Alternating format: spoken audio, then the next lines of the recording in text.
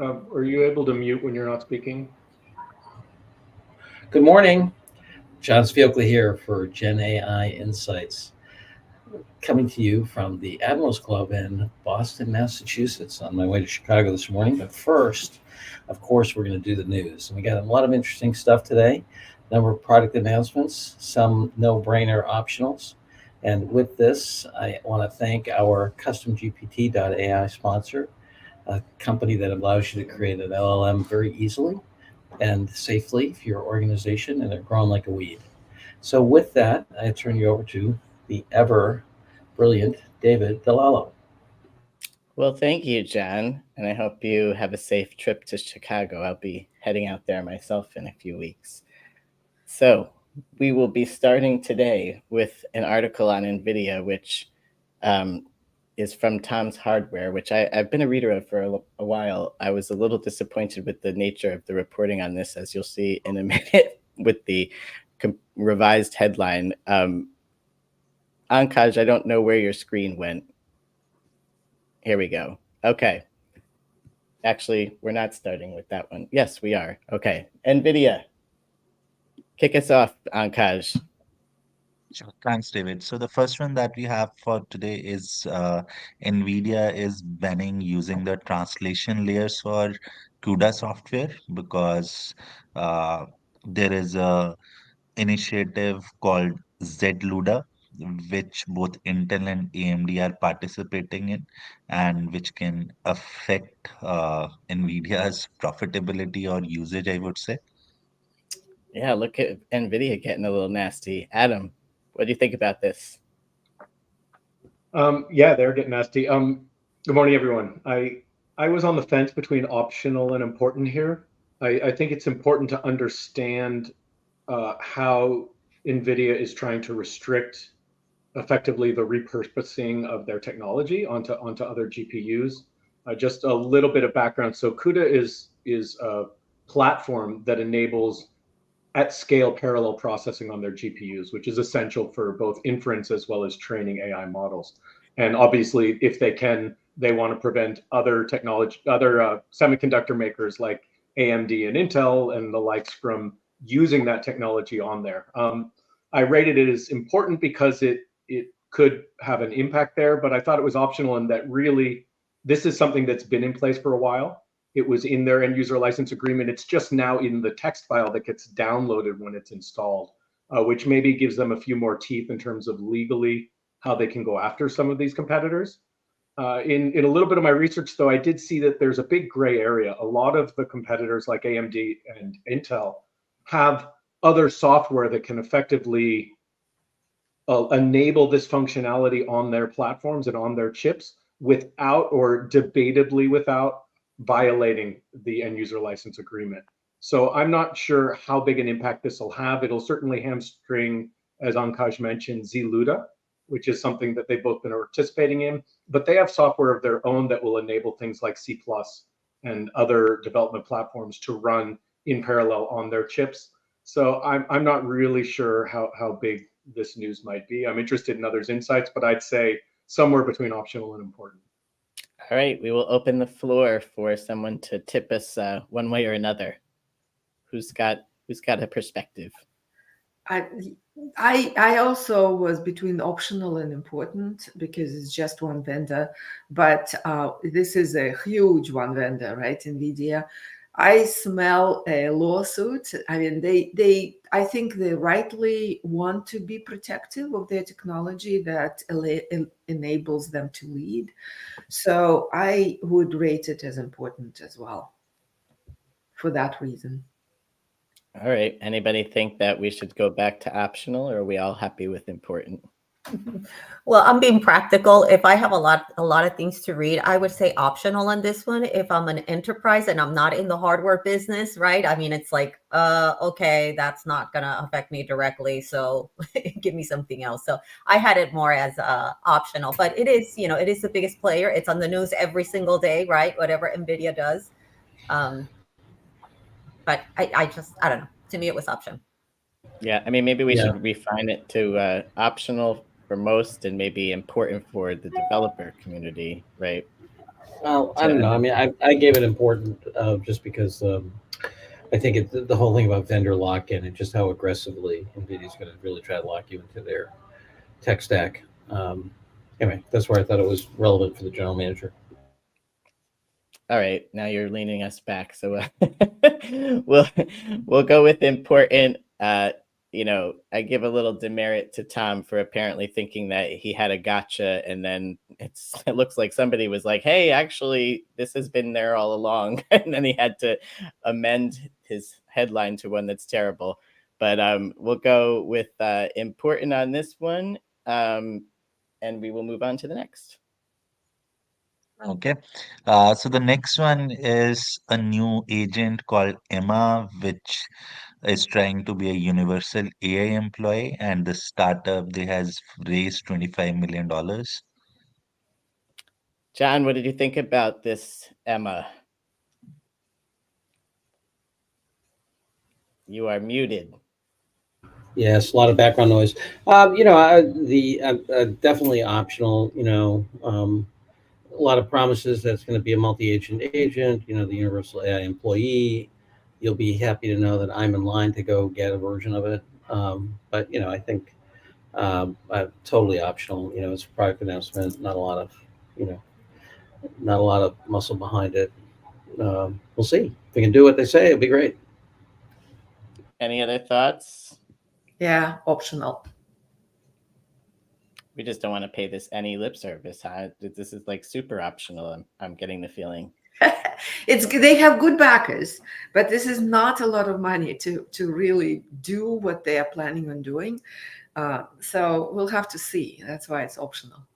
Which is funny that we're calling this not a lot of money, right? I just was reading an article the other day. I think it was in the Wall Street Journal, and it was kind of comparing the amount of money that was flowing into internet companies in the 90s to the amount today, and that it doesn't hold a finger to to what's flowing in there today. So like now 25 million, we're like, no big deal.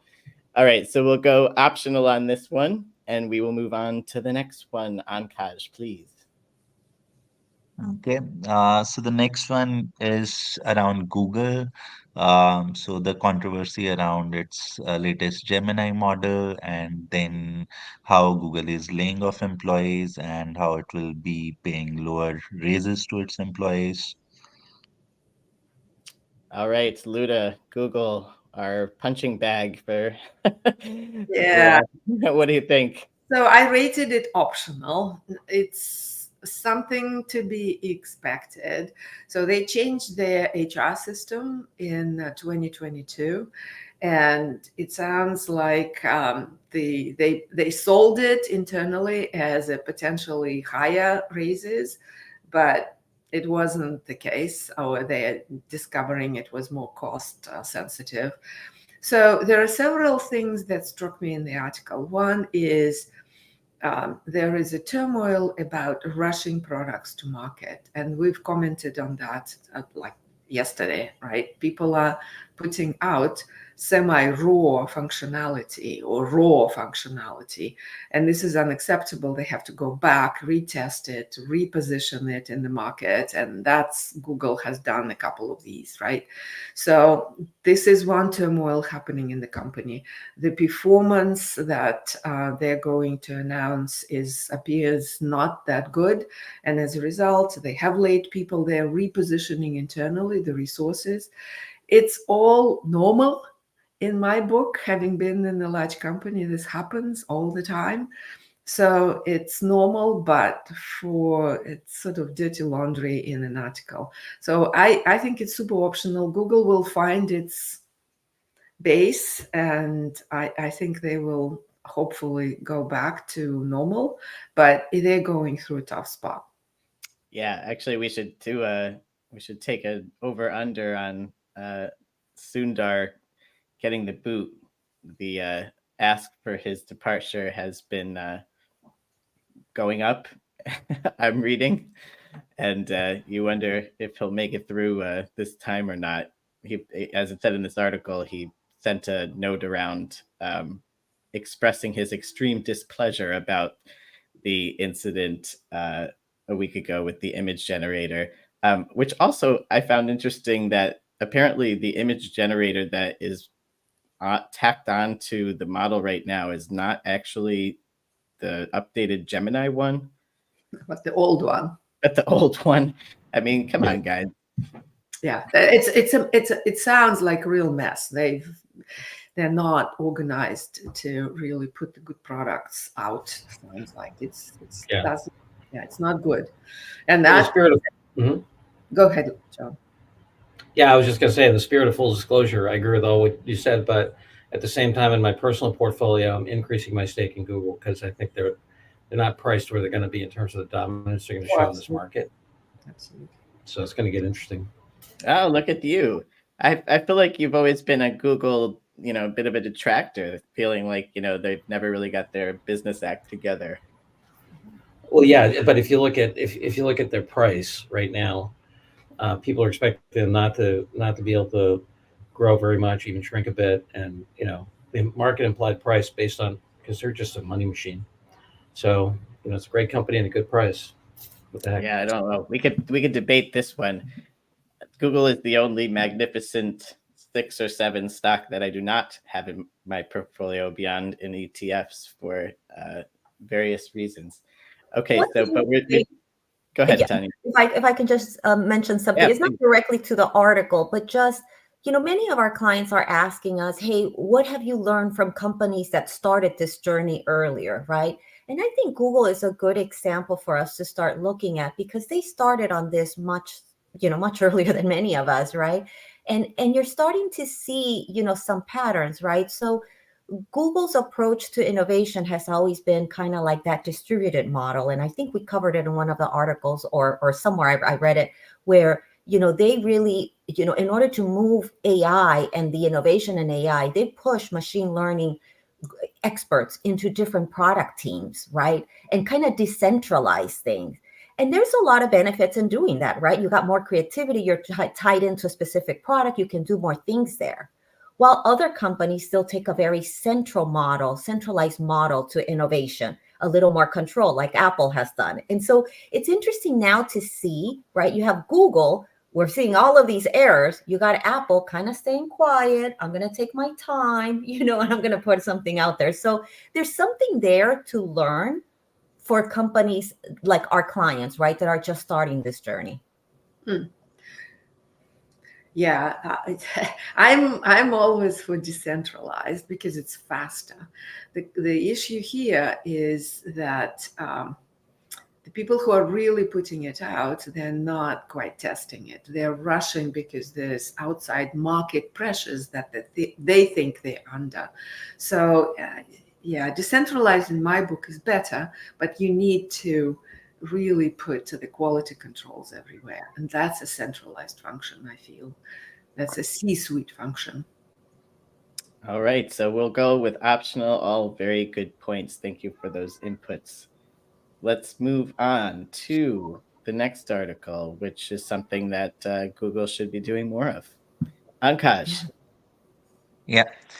So the next one is more around a letter that has been going around, and people have been asking signature of various prominent people around this. And this is around independent evaluation of AI and how, as we are looking at more frontier level models, how the model evaluation should evolve as well.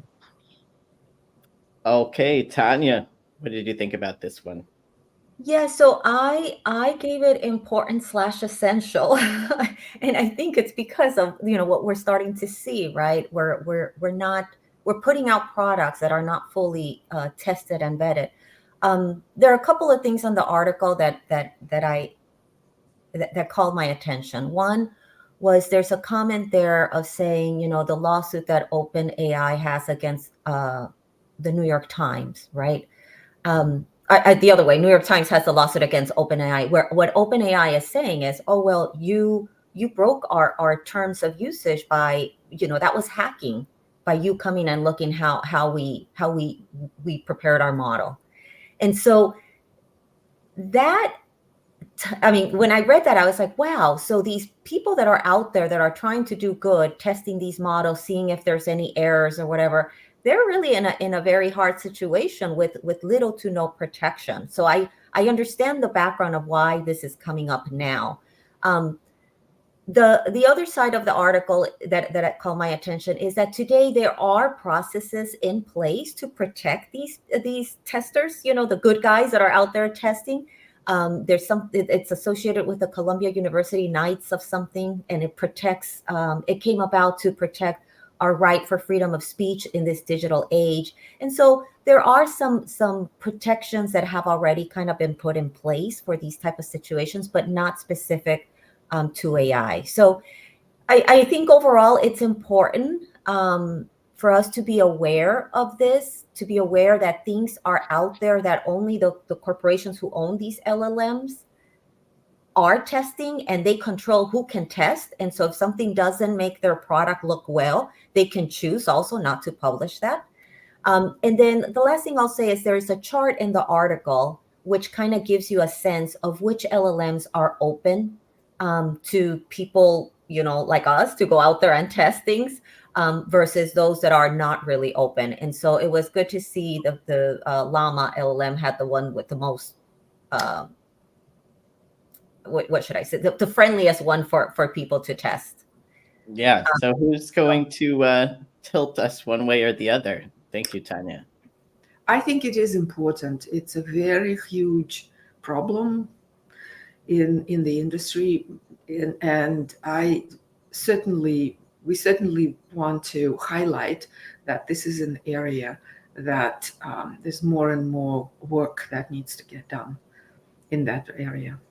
So important for me. I think I was on the fence. It's an essential concept. It's essential that we move forward in terms of the maturity and the sophistication around these things. The real key here is, and I can't remember which one it mentioned in the article, but some of them expressly prohibit people red teaming and doing evaluation of their models after their launch because they don't want the hackers to be doing this stuff. But unfortunately, it affects the good guys from getting in at them also. I rate it as important because although this is from people, everyone from MIT to Stanford and Harvard that authored this in collaboration, it's an open letter, right? What anyone is going to do as a result of this is probably nothing, right? Well, this isn't policy. This isn't enforcement. There's nothing. I mean, I'm not saying nothing. It's good thought leadership, but why I'm rating it down from essential is because it's just an open letter. It doesn't necessarily have the teeth that I'd like to see around this type of information, really assuring that people can get into these models. On the flip side, as was pointed out and Michael said as well, the chart in there about the companies and the capabilities maybe is essential to understand the landscape. But Adam, listening to you, I'm thinking that we should rate it as essential because we do, just because of what you said, there should be a call to action to do something about it. It's an open letter, but that's what they're trying to say also, is we need a structure by which people can be allowed into this model to test them or red team them, or maybe there's some way to put a stamp of approval on a red teaming or to test those models or something like that, right? We need something to be done about it. So maybe essential. All right. I think we're going to move to essential on this one. And one note is, in the text it said when the authors presented this to OpenAI, they actually changed one of their restrictions. So definitely doesn't have any teeth, but this kind of thing could help move us in the right direction. Correct. So we'll go essential here, and we will move on to the next. Okay. So the next one is from Coher and Accenture. So they have partnered to bring GenAI to enterprises. Okay, John, I think this was you. Yes, let me give this a quick nothing burger, and then I'm off to my airplane. This is totally optional. I used to work at PwC. This is a vendor announcement. There's not a whole lot behind it. Yes, that's great. Now Coher's working with McKinsey, Accenture. And as you were saying, David, as we're prepping for this thing, yeah, I wouldn't be surprised if there isn't some kind of transaction in Coher's future. I think the challenge is I'm hearing from my buddies and big systems integrators that these AI efforts are not generating SAP or Workday like multi-million dollar projects, that they're smaller and more focused. And I think that's because the economies of scale of knowledge are actually much smaller than the economies of scale, or sorry, the amount of dough that you need to put together to have a powerful tool is much less than the kind of control systems that Workday or SAP put in large organizations. So um, Accenture claimed half a billion dollars worth of AI revenue. I don't believe it. I think they're recategorizing other stuff. Anyway, nothing burger. Yes. Although, also as a former employee of consultancies and specifically McKinsey, it's a juicy little piece of news in terms of, I wonder if they are still partnering with McKinsey. I could see McKinsey being a little upset by this announcement. Oh, yeah. But certainly don't blame Cohere for trying to do what they need to do to get as much business as they can. Yeah. So, And I'm going to take off, guys. We will see you later. all right. Bye-bye Thank you, now. John. We will Thanks go a lot, John. optional. Thanks. Optional on this, really zero impact on our target audience of AI leaders, and we will move on to the next. Okay. So the next one is from MIT, and this article talks about using GenAI to improve software testing. Okay, I've totally accidentally closed my screen, so whoever was assigned this, please speak now. Yeah, that was me, David. I'll jump in. So this it's an MIT spinout called Data Sibo, and sort of I think it's a play on placebo, right? It generates synthetic data. It's good for things like flight data or weather data or places where people may not want to share proprietary information, and synthetic data is an important part of that equation. In terms of the impact on our audience, I would say the article is optional. They've actually been doing this since 2020. So I couldn't really find anything that's new in this news other than that it's bringing to light something that was already out there. Maybe for the data scientists at your organization, this might be important if they weren't already aware of it. But generally speaking, this is optional news. Oops. Anybody have a differing opinion or any comments?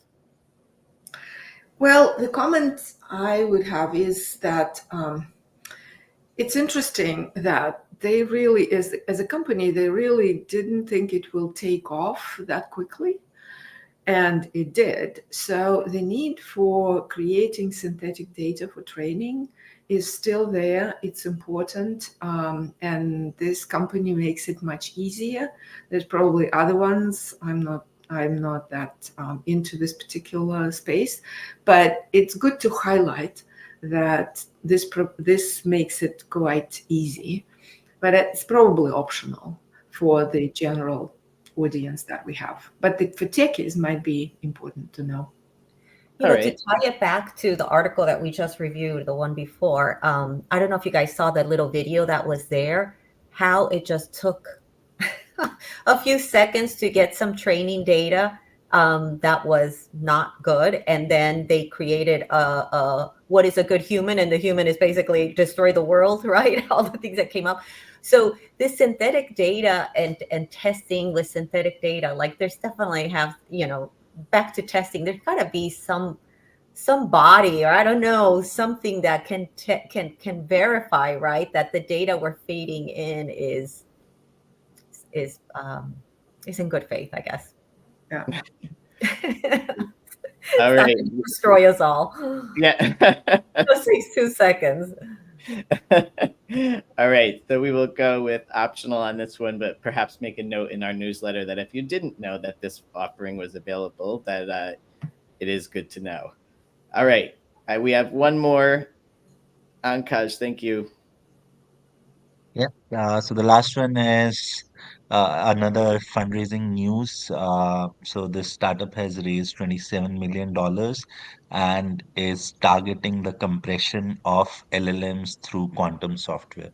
All right. I was surprised to see this name because there is a company called Multiverse that actually does upskilling, has a program that helps disadvantaged people get upskilling in data science and technical areas. So apparently they didn't apply for the rights for that one. Tanya, what did you think? Well, maybe it's because this company is in Spain, right? Or that's what I got out of Oh, is reading it? I it. didn't notice that. Okay. Yeah, yeah, Yeah. This company was in UK, and actually it was founded by what's his name? Former Prime Minister of the UK. Oh Tony my gosh, Blair. Blair. That's right. Blair. His son. Good. So this article, and I know we're kind of running out of time. I gave it an optional. The premise or the main point of the document is that it's a startup of a couple of people from Spain got together, and they have a platform that allows you to compress, I guess, software, and now they're using that to compress LLMs, and they're claiming they can compress it up to 80% and still have accuracy. They do have another product that's out there in the market that started by supporting finance, and that's what got them the money coming in, I guess, and now it has extended into other industries. So they do have something out in the market. And then there was a good section of the article that was all of the degrees that the founder has, and it's very impressive. He's a medical doctor, he's got an MBA, he's a statistician, he's got so many degrees, and very impressive. And anyway, yeah, so I give it an optional. Luda, I see it. I love when I see you starting with the shaking your head. It's like we already know what's going to happen here. Something optional, or that someone has made a mistake with their offering, and you're going to give them a talking to. Oh. What were your thoughts, Luda? I think it is optional, but it is a very interesting area.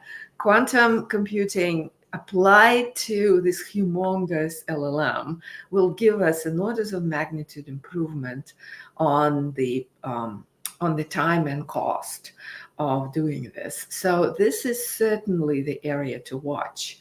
And the fact that the team is on the border brilliant, right? And they already have the early results, gives them credibility. They have good backers. So I would invest in them.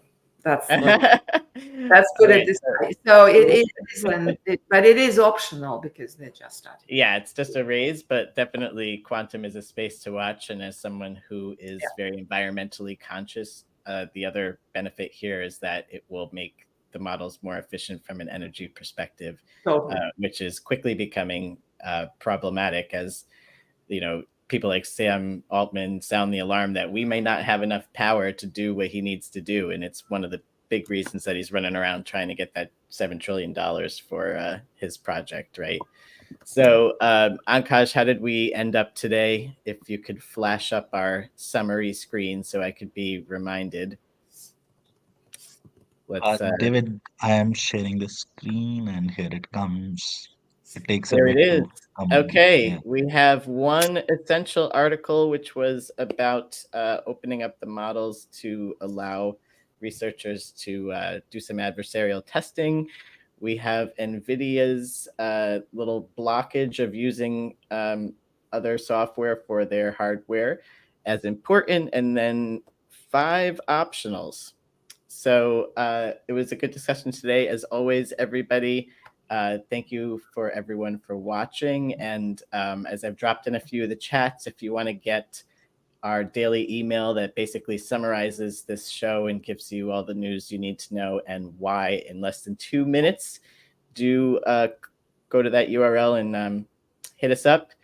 Otherwise, we will see everybody tomorrow. Hold on, David. Somebody is asking why, when it gets into the junk folder, our newsletter, who is it coming from? Yes, I have responded in the chat. I'm all over it, Luda. Yeah, good. All right. Thanks, everybody. Have a good one.